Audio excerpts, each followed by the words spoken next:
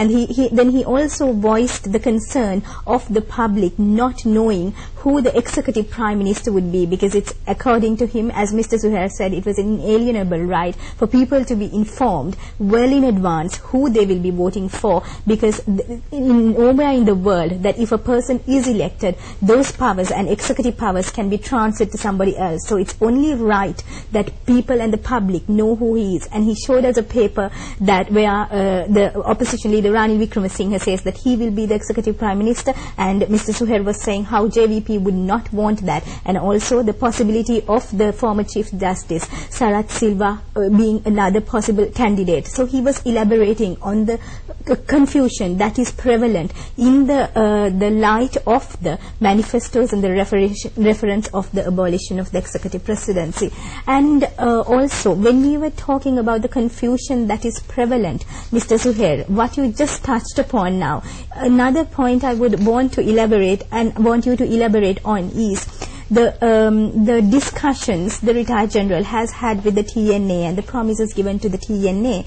But when you take a look at the manifesto, there's absolutely no reference to those promises as well. And JVP also keeps saying that there is no such promise. So again, it seems like there is confusion, and also will it eventually lead to a letdown of the LTT or the JVP? What are your comments on this? In fact, this confusion is coming right because of the fact that there are two parties with totally opposite views, contradictory views, and some of them irreconcilable views, you know, in other words, of two extreme positions. Now, the entire problem is arising from that. If you take the agreement that you were referring to with the Tamil National Alliance, one of the political parties which are represented in Parliament, and when they were earlier in Parliament, they were identified by many as proxies of the then LTTE.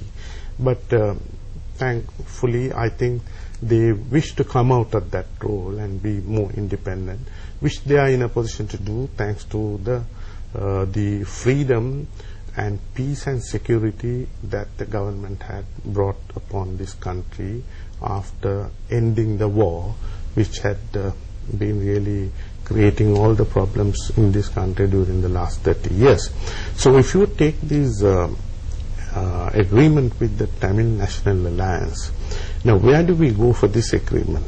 There is no agreement that has been officially released by either the Tamil National Alliance or Mr. Sarath Fonseca.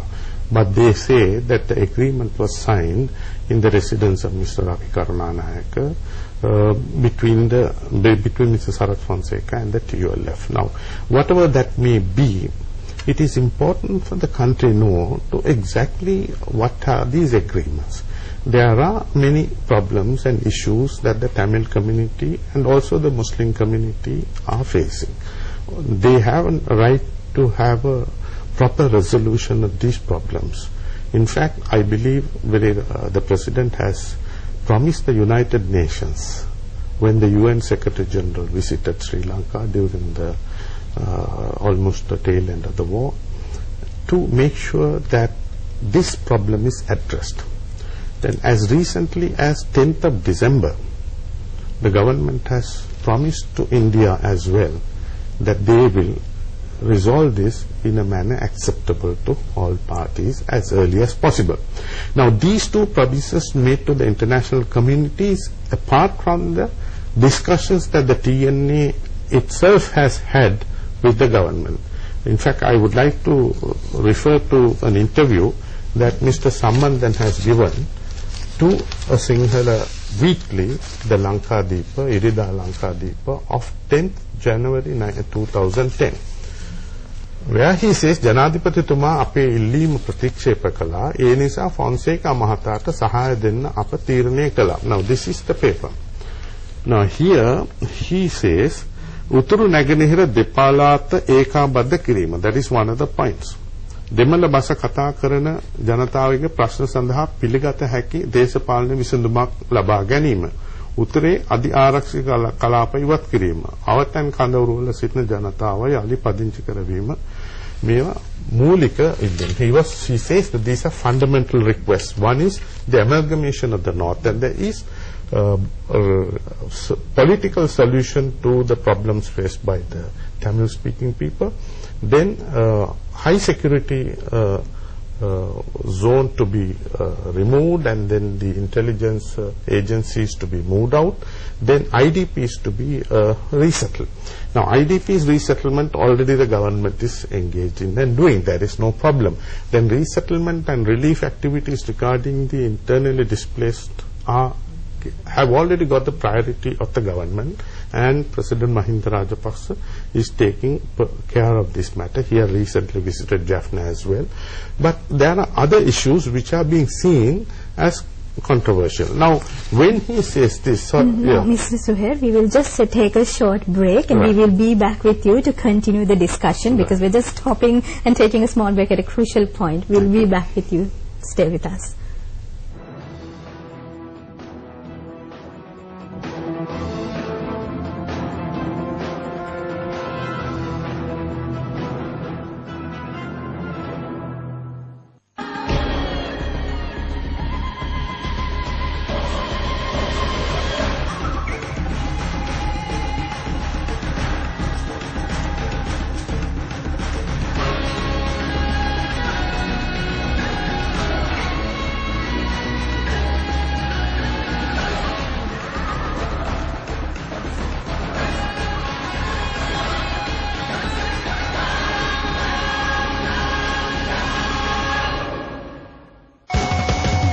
You ready for some serious head banging? Let's go! How's it rock for all you rockers? Be home every Saturday, 6 p.m.